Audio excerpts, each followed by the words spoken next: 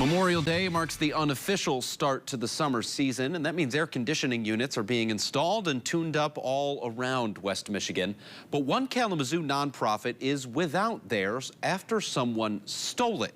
News 8's Tessa Kresh shows us the impact and the growing cost of a crime that's left them helpless in the heat.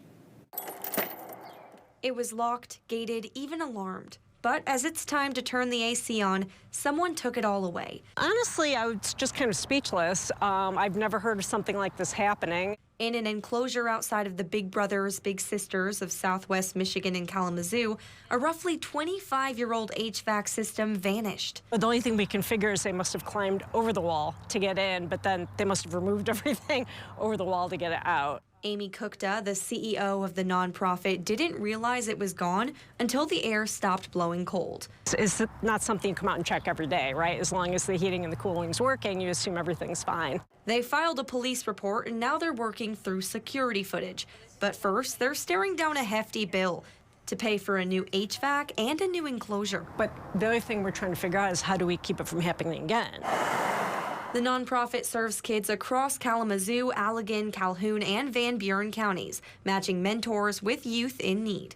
While what happens inside of their facility can be done remotely, the nonprofit is concerned about how having no air conditioning will impact its work. As a youth-serving organization, we need to be together, and encouraging and supporting each other is just hard to do it virtually. Replacing the unit and upgrading security will cost more than they can afford without help. Honestly, it's discouraging, right? We try to be really good stewards of every dollar we raise and be very responsible. They're now asking the public to step in, hoping to keep the funds focused on kids, not cooling systems. We're disappointed when something like this happens. I'm sure that people in the community don't want this to be happening to anyone, whether it's a nonprofit or a for-profit. If you'd like to donate or even volunteer, we have a link on our website. That's woodtv.com.